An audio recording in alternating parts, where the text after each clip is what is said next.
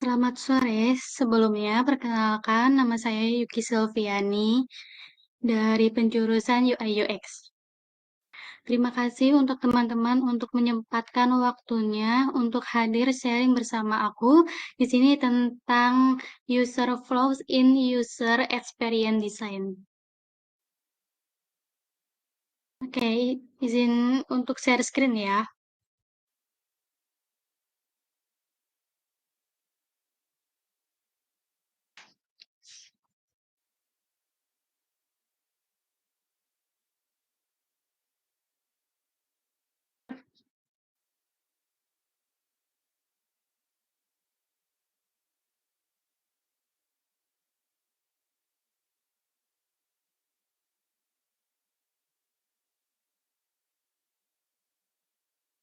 Apakah share screen-nya sudah terlihat?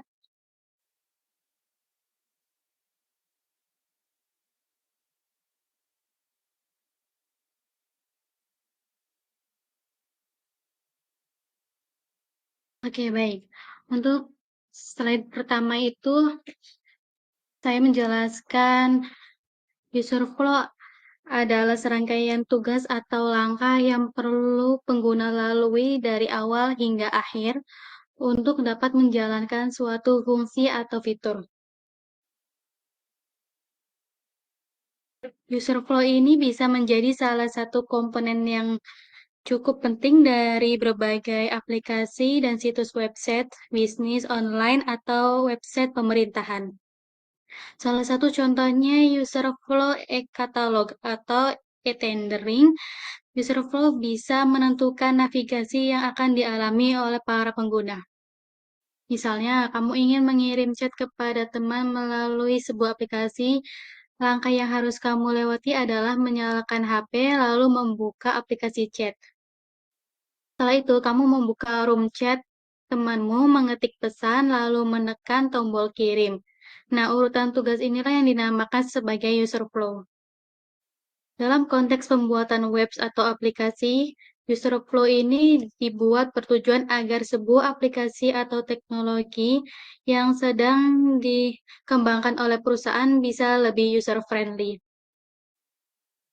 Tim produk dan desain wajib menganalisis user flow agar bisa menciptakan alur dan pengalaman yang sebaik mungkin bagi para pengguna. Desain produk pun bisa menulis alurnya di kertas atau membuatnya secara digital agar tidak menyusahkan user.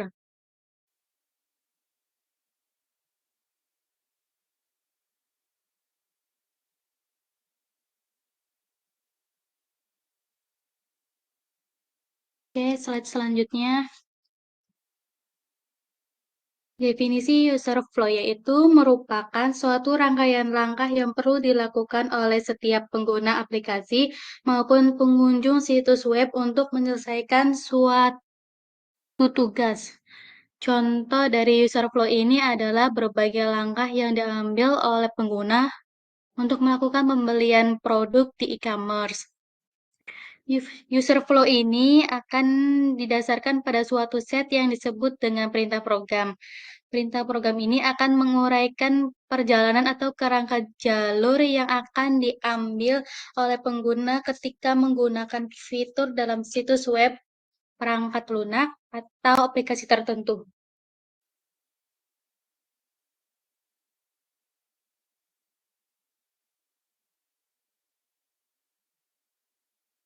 Selain itu juga ada contoh user flow terkait dengan tender atau lelang penggandaan barang atau jasa pada website LPSI.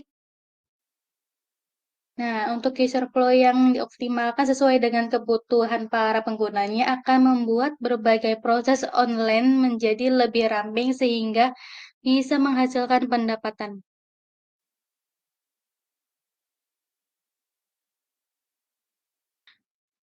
Mengapa user flow penting? Poin ke-1 itu adalah komunikasi. Saat membuat produk, orang yang terlibat bukan hanya desainer, melainkan juga pihak lain di dalam perusahaan. Bagaimana caranya kamu menjelaskan perjalanan user saat menggunakan produk pada mereka?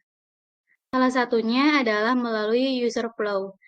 Diagram ini mudah dipahami oleh siapapun. Itulah mengapa ia bisa dimanfaatkan sebagai sarana komunikasi.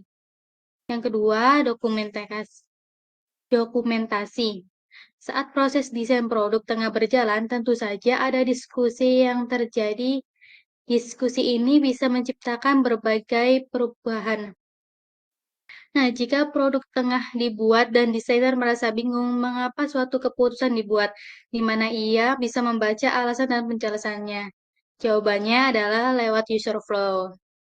Ia bertindak layaknya notula atau catatan hasil rapat dan diskusi. Yang ketiga, fokus pada user bukan desain.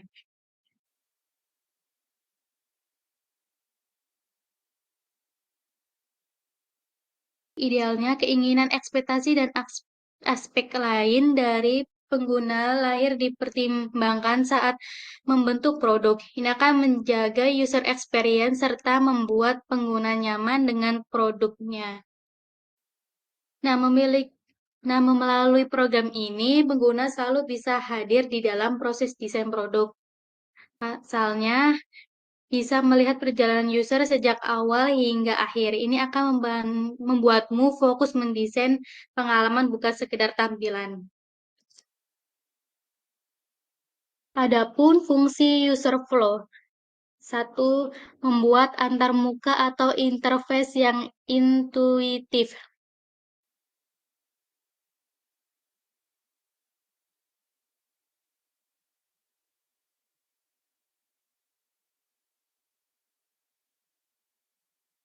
User flow atau alur pengguna menggambarkan pola-pola yang mungkin ini dengan cara yang memudahkan perancang untuk menilai efisiensi antarmuka yang mereka buat.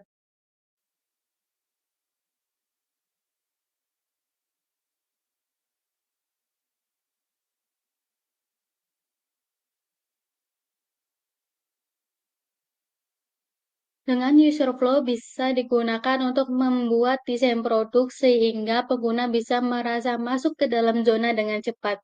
Dengan begitu, kemungkinan para pengguna untuk membeli maupun mendaftarkan diri untuk menggunakan produk pun akan bisa ditingkatkan. Selain itu, user flow juga bisa meningkatkan kemudahan beraktivitas melalui platform yang akan memastikan bahwa waktu yang dimiliki oleh para pengguna tidak akan terbuang percuma saat mencari apa yang mereka dilakukan selanjutnya. User flow akan menggambarkan berbagai pola yang meningkatkan dengan cara yang membuat perancang lebih mudah menilai efisiensi interface yang dibuat.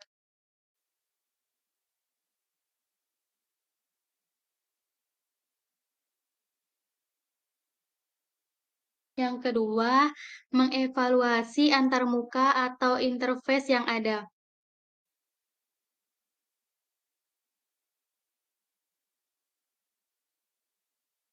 User flow juga bisa digunakan untuk membantu menentukan jika produk yang sudah ada berfungsi dengan baik atau tidak, dan area mana saja yang harus ditingkatkan lagi. Dengan begitu, proses identifikasi pun bisa berlangsung dengan lebih optimal.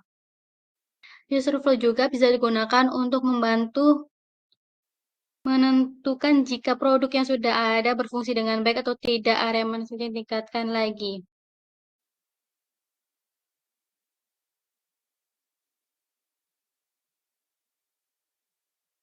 Jadi dengan user flow ini bisa mengidentifikasi kenapa pengguna berhenti di suatu titik dan tidak melanjutkan pendaftaran atau pembelian. Anda pun jadi bisa melihat apa saja yang bisa dilakukan untuk memperbaiki kendala ini. Yang ketiga, menyajikan produk dengan lebih baik.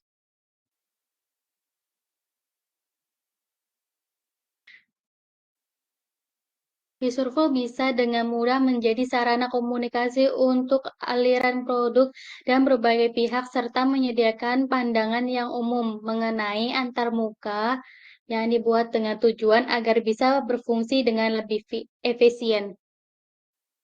Hal ini memungkinkan suatu lingkungan kerja jauh lebih bermanfaat dan produktif. User flow ini bisa membantu tim desain untuk memvisualisasikan bagaimana para pengguna bisa bergerak dengan menggunakan produk yang ada.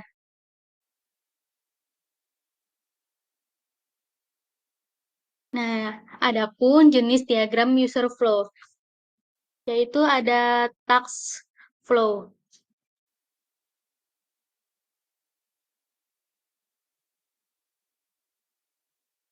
Tipe pertama adalah task flow. Jenis diagram ini hanya menggambarkan satu perjalanan dan satu tujuan pengguna. Jenis user flow yang pertama dikenal dengan nama task flow. Jenis alur pengguna yang satu ini hanya akan menggambarkan satu tugas atau pekerjaan saja, serta satu tujuan yang diinginkan dari pengguna. Contohnya adalah entry yang dilanjutkan dengan action sehingga mencapai sukses.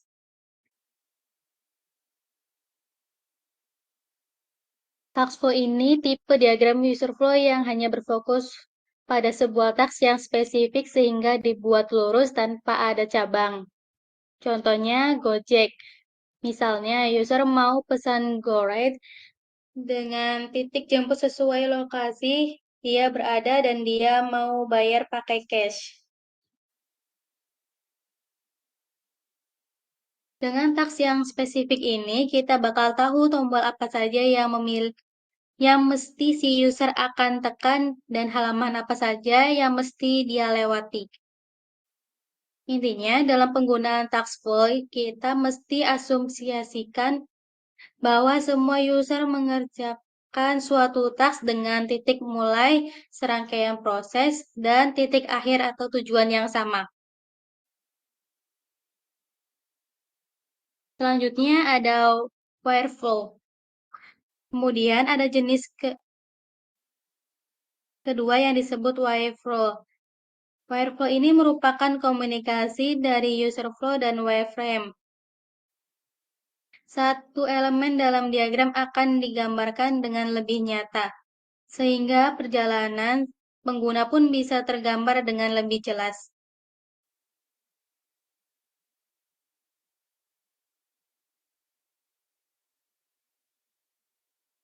Untuk membuat wireflow diperlukan beberapa layout kasar dari tampilan UI yang disusun sesuai dengan arah atau suatu teks tertentu. Wireflow paling baik digunakan dalam mendesain layar-layar mobile phone karena cenderung kecil sehingga mudah untuk disusun berderet untuk membentuk diagram. Keutamaan dari Webflow yaitu mempercepat iterasi atau pengulangan proses desain dan memudahkan kita berkomunikasi dalam tim. Nah, ini ada user flow yang kita sedang bahas. Yang terakhir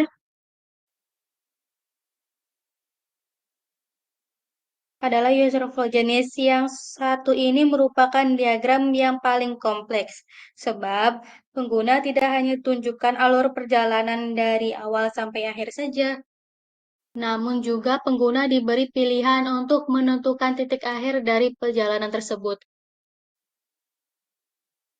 Eh,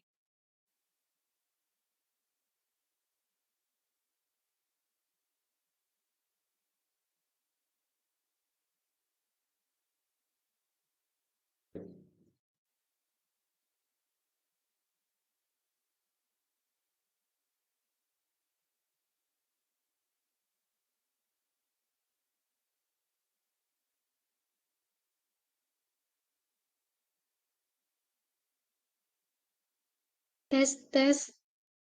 Apakah suara saya terdengar?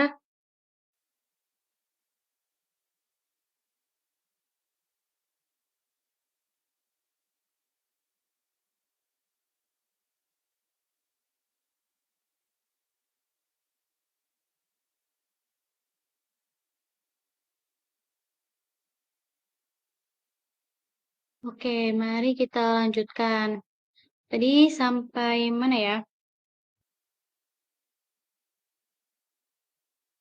Sampai user flow. Oke, selanjutnya itu ada manfaat user flow.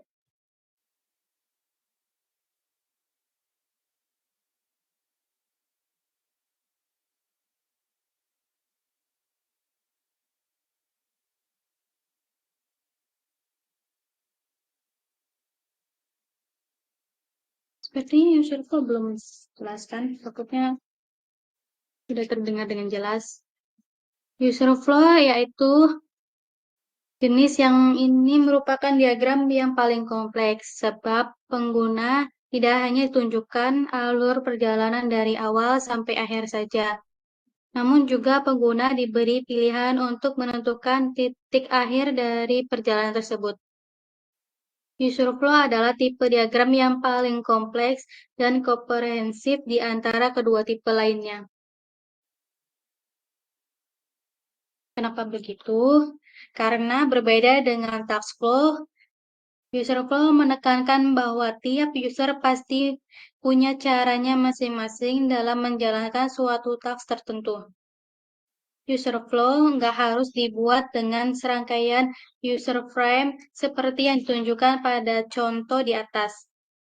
Walaupun akan lebih baik jika menggunakannya. Dalam menggunakan user flow, kita boleh membuat beragam skenario yang berbeda dengan titik mulai yang juga berbeda.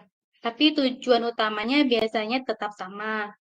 Misalnya seorang Gojek mau pesan GoRide. Berarti kan tujuan dia cuma satu, pergi ke suatu tempat pakai jasa ojek online dari Gojek. Dengan satu tujuan itu, ada berbagai kemungkinan yang bisa si user lakukan. Entah dia mau bayar cash atau e-wallet.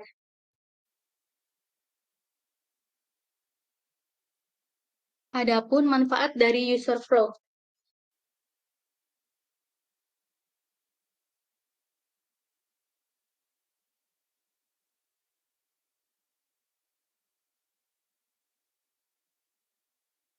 Nomor satu yaitu memudahkan komunikasi. User flow biasanya dituangkan secara jelas melalui diagram atau alur yang dibuat untuk menjelaskan perjalanan yang akan kamu lalui ketika menggunakan website atau sebuah aplikasi. Diagram yang dibuat nantinya akan memudahkan pengguna untuk memahami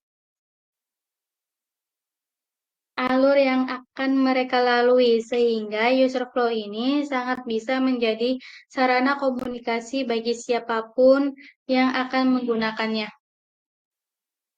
Oh ya, kalau suara aku kurang jelas, boleh langsung instruksi aja ya di komen atau on mic.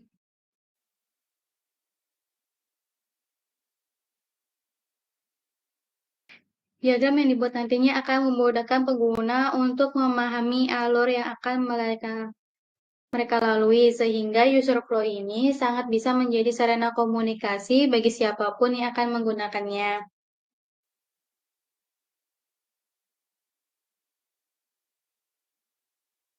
Di sisi lain, user flow ini juga bisa menjadi media informasi yang digunakan untuk menyampaikan cara kerja website kepada mitra bisnis atau investor. Yang kedua, merancang website atau aplikasi yang user-friendly.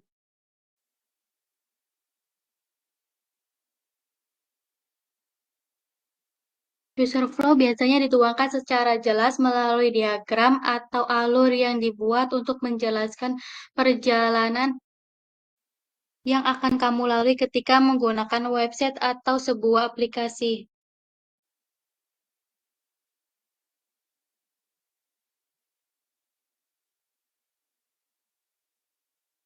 Selain sebagai sarana komunikasi, user flow juga memiliki tujuan untuk menghasilkan website atau aplikasi yang user-friendly. Dengan melakukan analisis pada alur pengguna, akan sangat memungkinkan untuk kamu menemukan hal yang mempersulit pengguna dalam mengakses website atau aplikasi tersebut. Ini tentu akan memudahkan pengembang untuk melakukan evaluasi guna, meningkatkan pengalaman pengguna secara lebih optimal.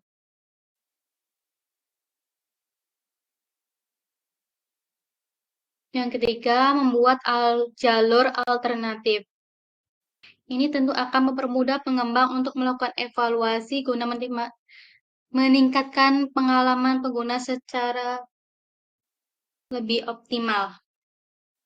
Manfaat selanjutnya dari adanya user flow ini adalah membantu perusahaan untuk memberi jalur alternatif yang bisa digunakan oleh pengguna ketika mereka menemukan kesulitan untuk mengakses website atau aplikasi tersebut. Selanjutnya ada memudahkan proses pengembangan.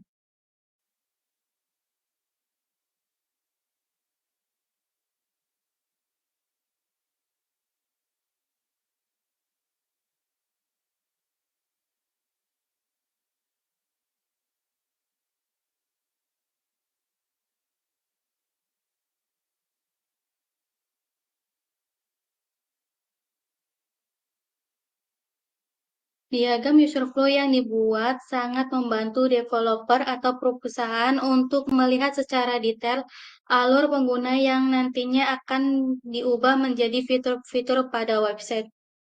Terlebih saat website atau aplikasi tersebut belum dipasarkan. Next,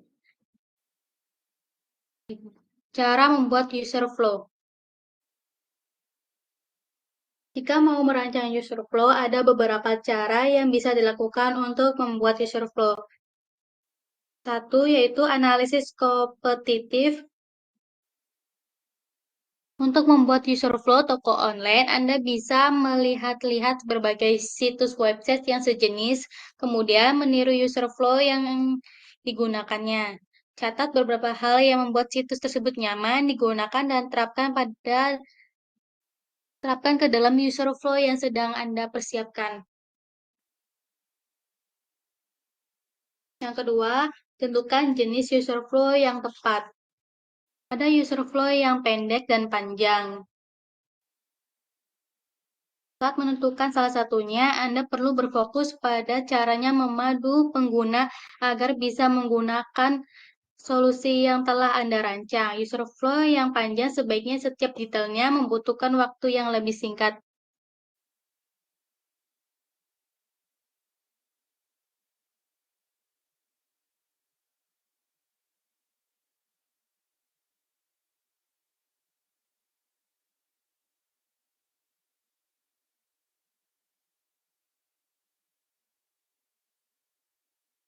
Elemen pada user flow ini salah satunya itu ada persegi panjang.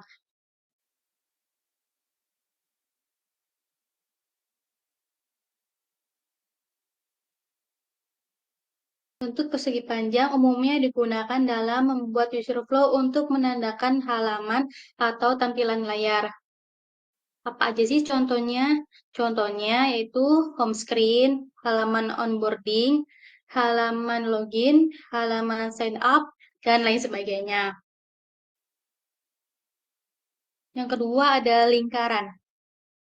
Bentuk lingkaran umumnya digunakan dalam membuat user flow untuk menandakan action atau perilaku user. Misalnya, milih, bayar, kembali, kirim, cari, dan sebagainya. Selanjutnya ada diamond. Bentuk diamond dalam user flow digunakan untuk menandakan pertanyaan dengan jawaban ya atau tidak.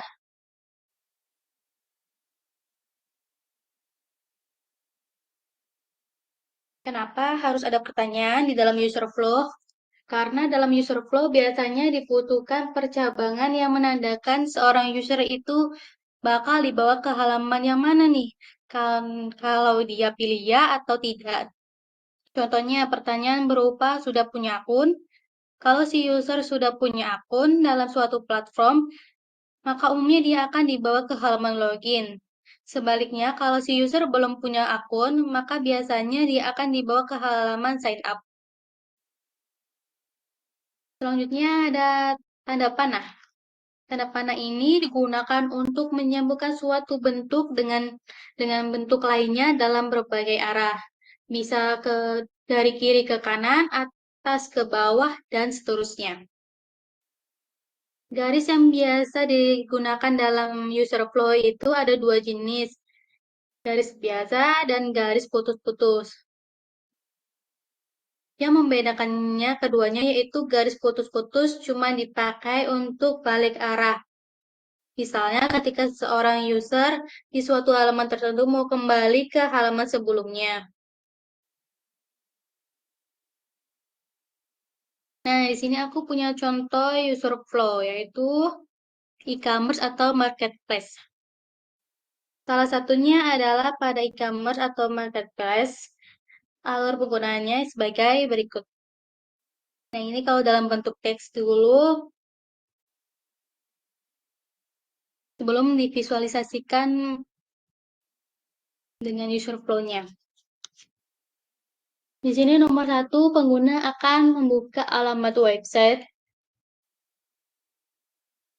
marketplace tersebut, lalu melakukan login menggunakan username dan password. Setelah berhasil login, pengguna akan diarahkan ke halaman yang berisi produk atau jasa yang ada untuk dapat memilih sesuai dengan kebutuhan dan keinginan pengguna tersebut. Lalu pengguna akan memasukkan barang yang telah dipilih ke dalam keranjang.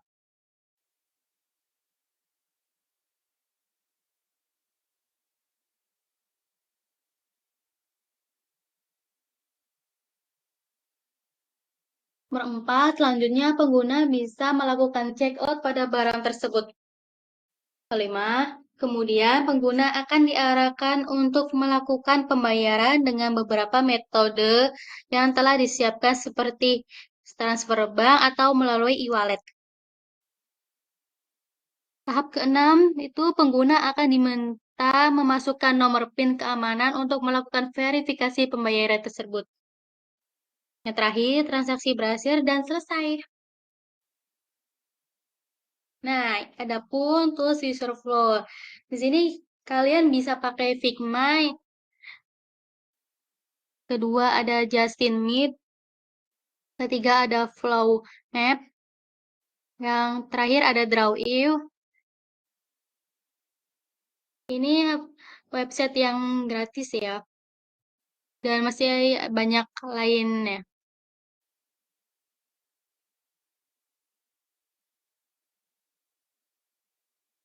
Pada saat membuat user flow ada hal yang harus perlu diperhatikan, yaitu pertama, buatlah label atau tulisan dengan maksud yang jelas.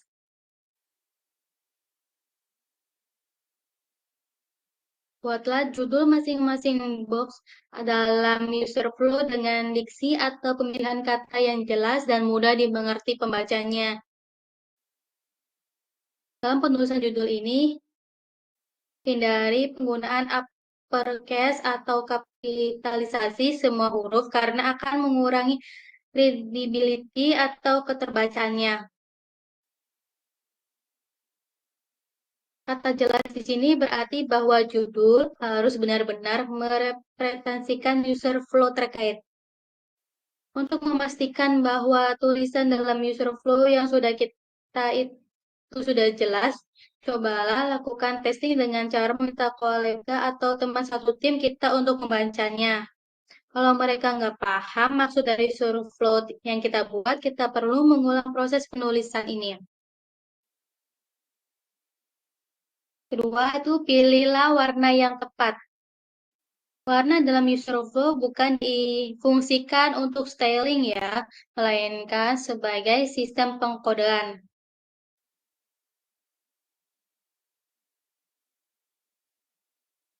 Tujuan utama dari warna dalam user flow semestinya adalah untuk membantu pembacanya dalam mengidentifikasi dan mengklasifikasi elemen-elemen di dalamnya, serta menandai perilaku-perilaku penting dari user. Ada konsistensi dalam pemanfaatan struktur visual agar user flow yang kita buat menjadi mudah untuk dibaca.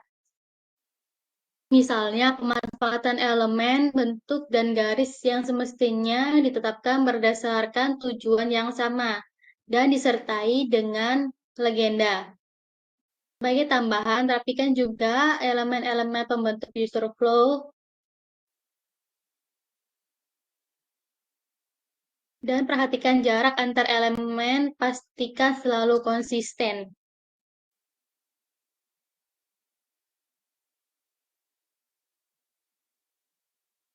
Nah, di sini saya punya contoh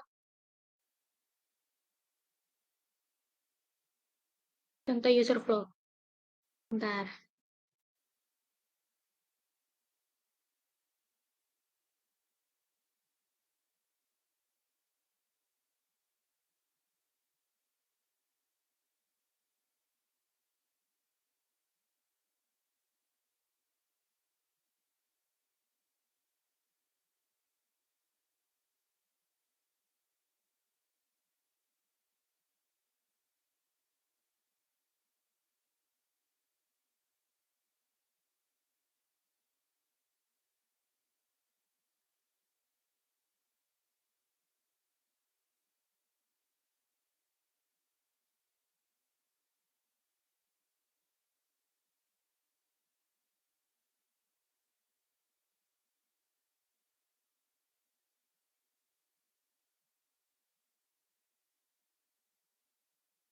Saya coba masukkan contohnya ke dalam PPT dulu ya.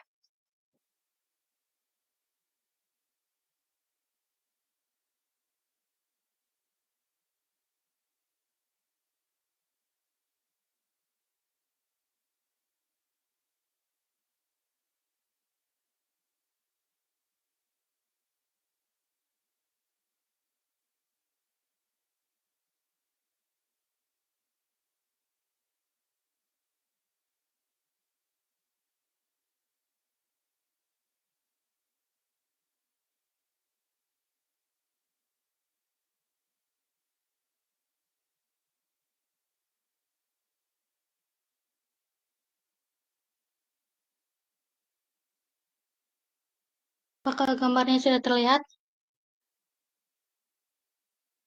Nah, di sini itu ada contoh user flow lupa kata sandi. Lupa kata sandi adalah kejadian yang umum dan aliran pemulihan kata sandi yang lancar mencegah frustasi kecil ini berubah menjadi pengabaian produk. Dalam alur sederhana ini, pengguna memulai pemulihan kata sandi dengan memasukkan email terdaftar mereka. Platform secara otomatis memeriksa email dalam database, dan pengguna menerima tautan pengaturan ulang kata sandi setelah diverifikasi. Jika email tidak ada, pengguna akan diminta untuk memasukkan kembali alamat email mereka. Mereka diminta untuk mendaftar jika email baru juga tidak cocok dengan catatan database.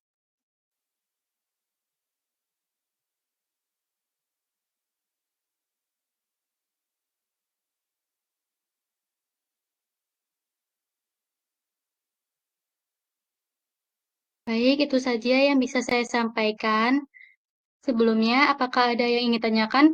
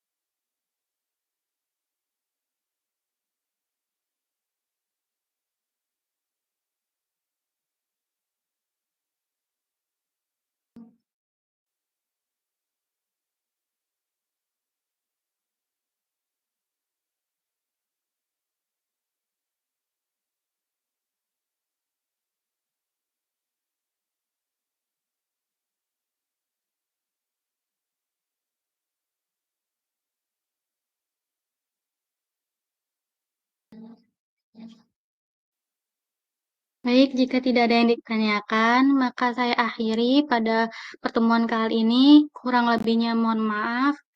Wassalamualaikum warahmatullahi wabarakatuh.